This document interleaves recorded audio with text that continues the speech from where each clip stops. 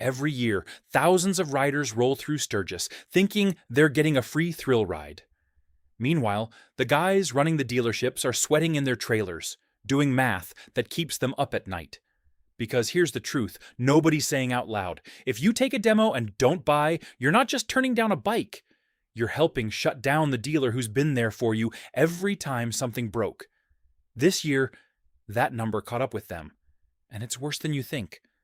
Stay with me through this video, because by the end, you'll see exactly what's happening behind those dealer doors, and why your local shop's survival depends on what happens in the next 30 days. Rally reckoning. Dealers are not chasing buzz at Sturgis. They are chasing survival.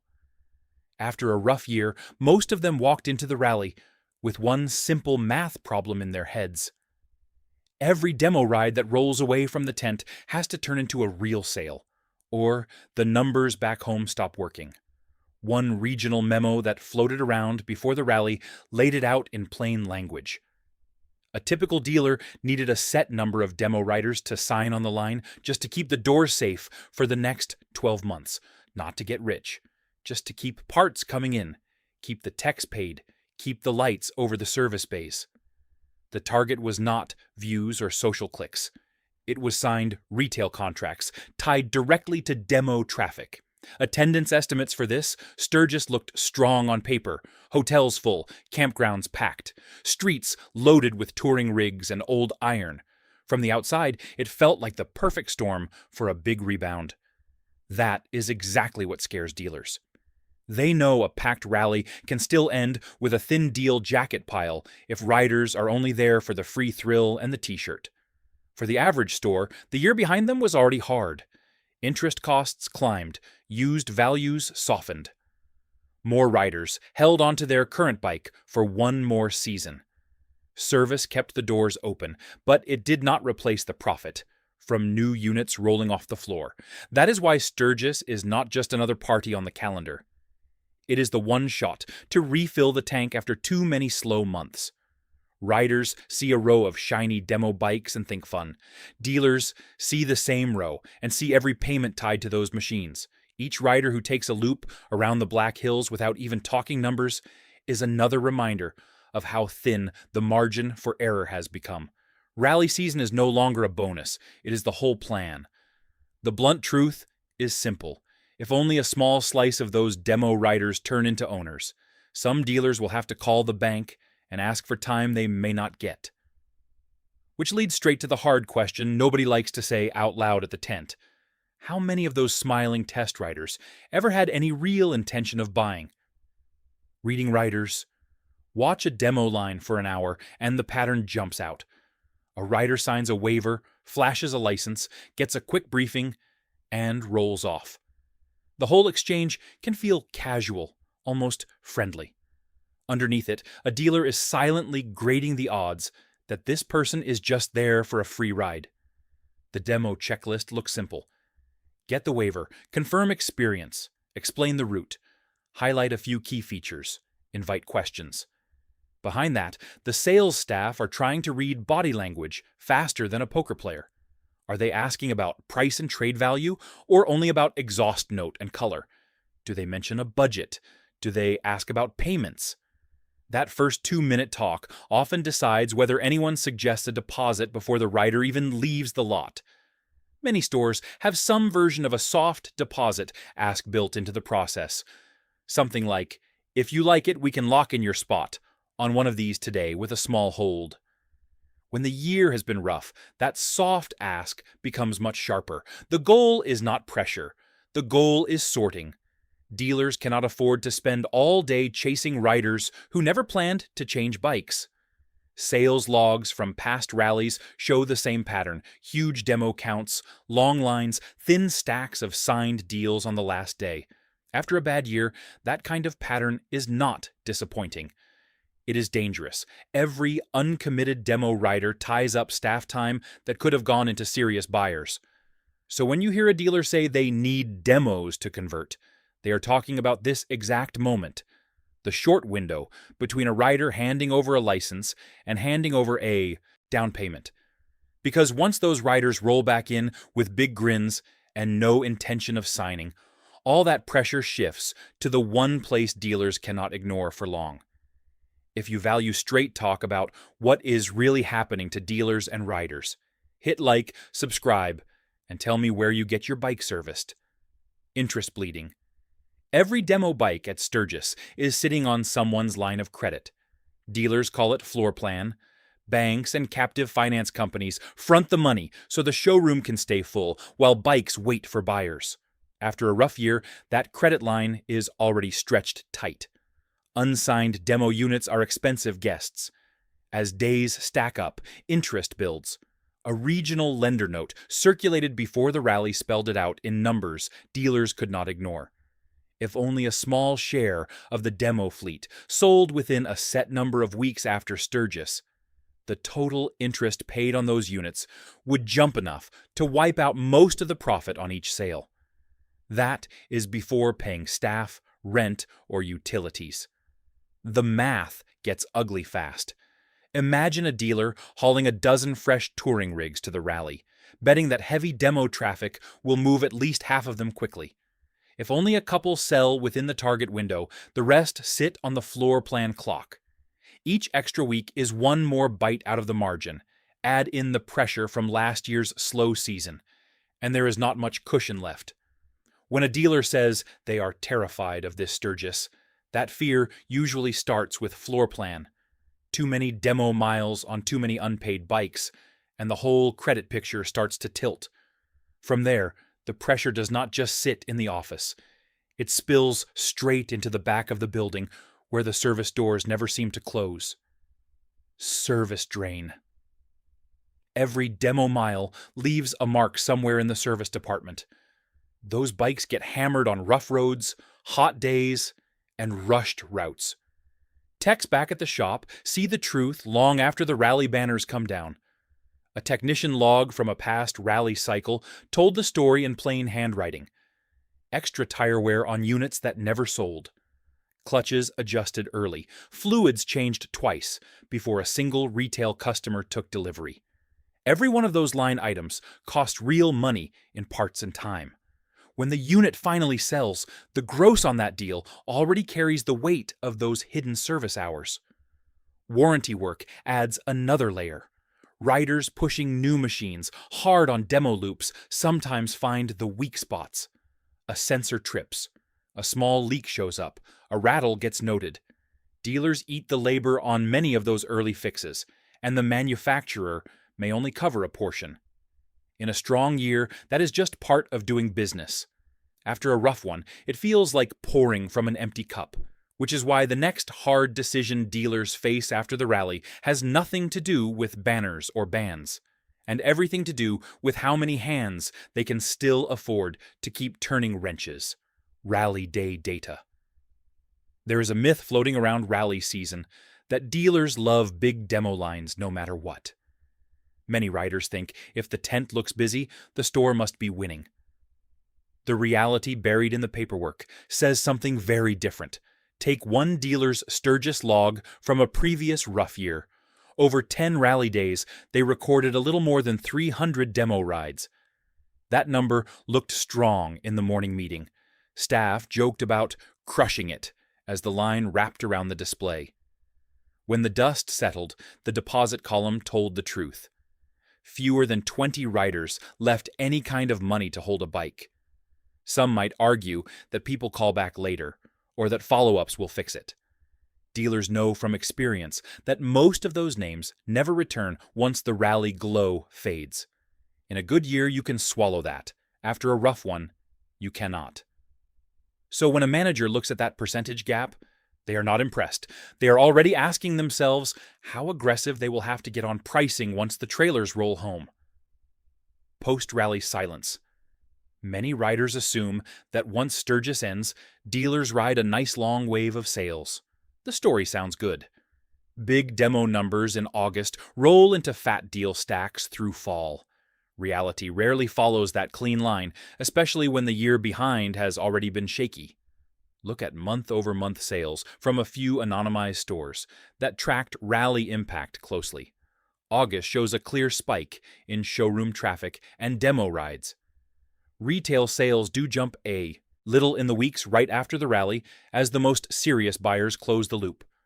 Then the line flattens faster than most outsiders would guess. By late September, units sold drop back toward the same sluggish levels dealers saw before the trucks ever rolled to South Dakota. Some stores try to fight that slide with late-season promotions, extended test ride weekends, or bundled accessories. The pattern still tends to repeat. A little flicker of interest, then a long, cold stretch, when you have already burned through your safety margin over the last 12 months.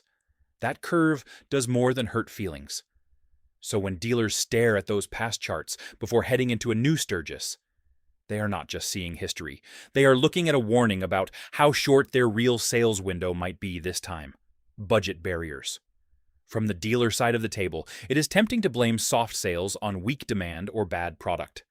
Sit in on a few honest exit interviews, and a different picture appears.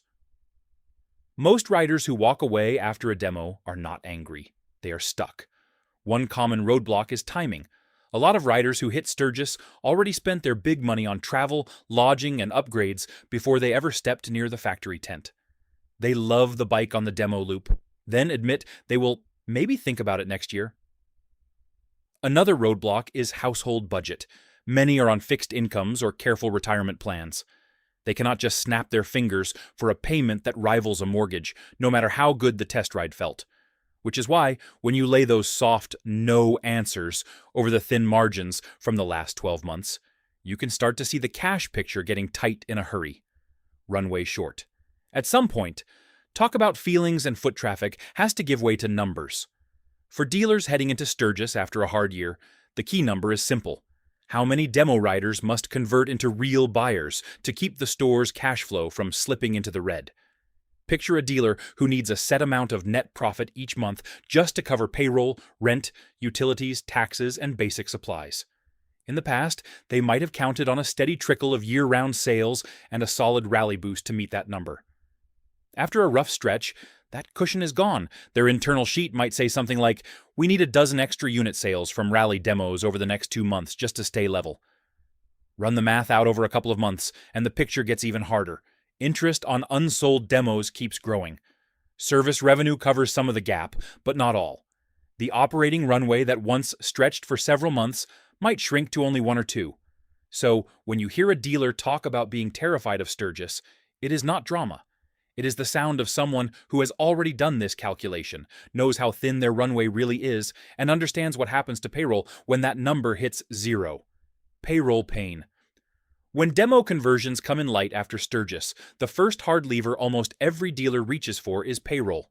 Not because they want to, but because it is one of the only costs they can move quickly without calling a bank.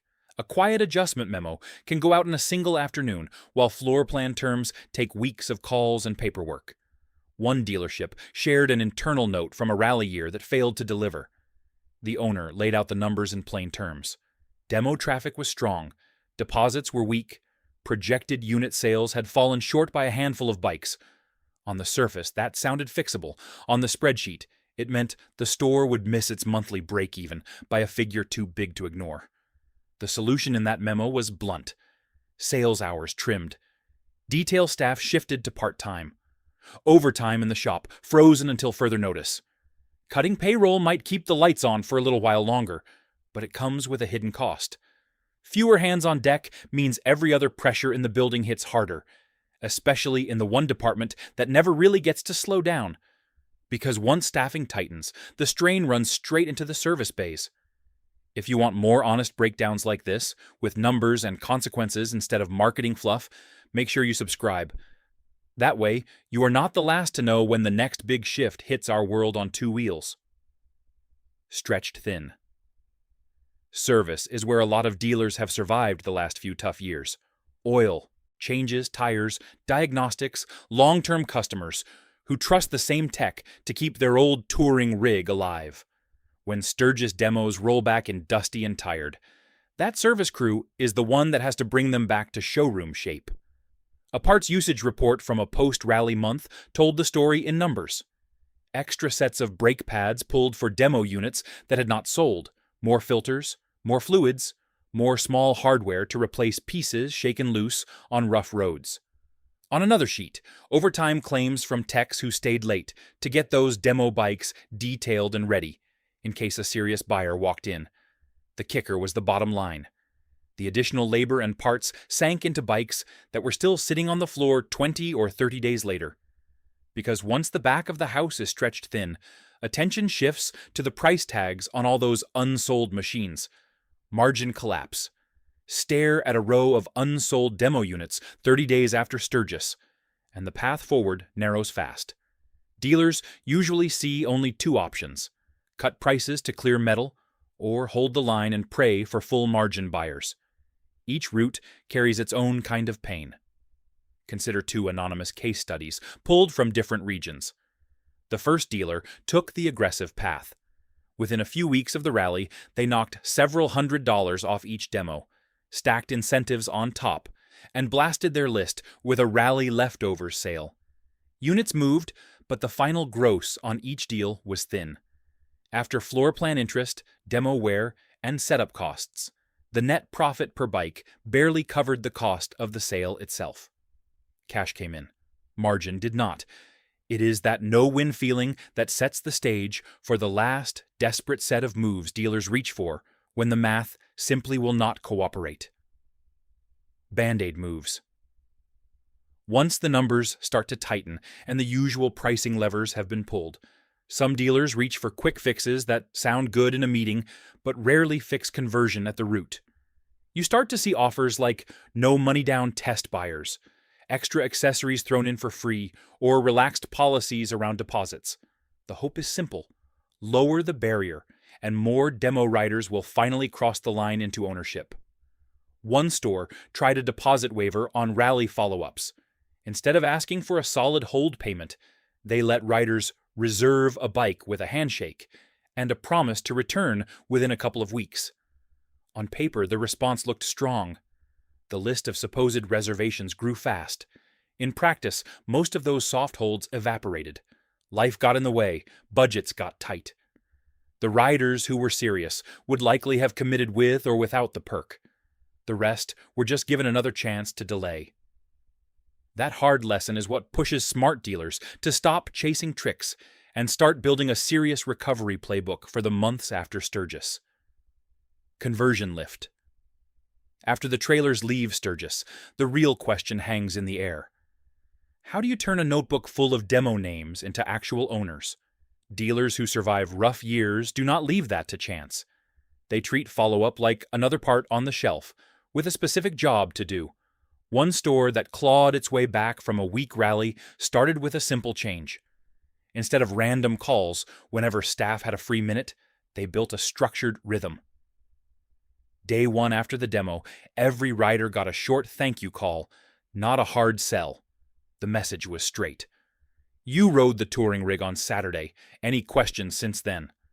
Day 3, they sent a short email or text with 2 clear points: a reminder of what the rider liked, and a rough outline of what a fair number might look like on their trade. Day 7, they followed up with a real offer tied to current inventory. Those small tweaks produced a lift big enough to show up in the books. Conversion from rally demos improved by a noticeable percentage, just from disciplined contact that treated riders like grown men, not credit scores. That small gain had one big effect. It gave the dealer leverage for the hardest phone calls of all. Because once you can show your bank that your close rate is moving up, you have something real to stand on when you ask for time. Bank calls. When conversion is slow after Sturgis, most dealers would love to pretend the floor plan clock does not exist. Reality does not care. Interest does not stop. The only real way to get breathing room is to ask for it early, before numbers fall off a cliff. The question is how you make that call without sounding like you are already sinking. Dealers who have walked that line successfully have a few things in common. They reach out to their lender before the first missed target, not after. They bring numbers, not excuses. One regional store sat down with its finance rep holding 3 sheets of paper. The first showed total demo rides and the weak deposit count from the rally, no sugarcoating. The second showed the new follow-up system and evidence that more riders were coming back through the door than in past years. The third laid out a proposal: temporary interest relief on a defined group of demo units in exchange for a commitment to hit a specific sales number over the next quarter. So the decision facing a dealer after Sturgis is not just whether to pick up the phone, it is whether they have built enough proof on the sales side to make that conversation worth having. Those choices ripple forward into how they think about the very next rally on the calendar. Reset strategy. Every Sturgis writes a message in the numbers, whether dealers like it or not. The conversion rate from demo rides tells them if their current playbook is working or if they are hauling too much metal to the Black Hills for too little reward. Smart owners treat that outcome as a signal, not just a scar. One planning memo from a dealer who barely scraped through a weak rally cycle shows how that thinking can shift. They cut the size of the next year's demo fleet slightly, focusing only on trims and models that had drawn serious buyers, not just curious riders. They brought fewer color variants and more of the core touring setups their older customers actually asked about. They also changed staffing. Instead of flooding the tent with extra bodies, they sent a smaller crew of seasoned salespeople who knew how to qualify a rider in the first 2 minutes. Riding into the next Sturgis, any dealer who has studied their last results knows they cannot just repeat the same pattern and hope for a different ending. The experience forced them to decide whether they are just hosting a show or running a business that can still be there when rally banners come down. Out of that realization comes the final uncomfortable question for everyone in the picture, from the owner to the rider who loves walking the tent. Truth forward. When a dealer says they are worried about Sturgis, it is not because they dislike the rally. Most of them grew up on that same dream: long roads, loud nights, old stories. What has changed is how thin the line has become between a good rally and a bad year. Survival now depends on whether those demo rides turn into real commitments. That is not only the dealer's problem, it is the entire riding community's problem. For dealers, the path forward starts with honesty and discipline.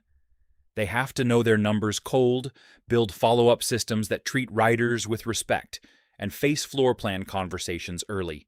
They need to stop chasing vanity metrics like longest demo line and start measuring only what pays the bills, which is units sold and customers kept happy through service. They also need to be clear with their own teams about who a serious buyer is, so energy is spent where it can actually save the store. So when you roll through that big tent and feel the weight of the moment in the staff's eyes, remember what is really on the line. Conversion is not just a number on a sales sheet. It is the thin thread that keeps your local dealer alive to service the miles you still plan to ride. 300 demos, 20 down payments, and a dealer network running on fumes. The question now is simple. What happens when the math finally breaks? If you've ever trusted a dealer to keep your bike alive, or if you know what it means to have a real shop in your town, hit that like button. Subscribe so you don't miss what happens next at Sturgis. And drop a comment. Tell me, did your dealer ever sit down and talk numbers with you like this? Let's hear it.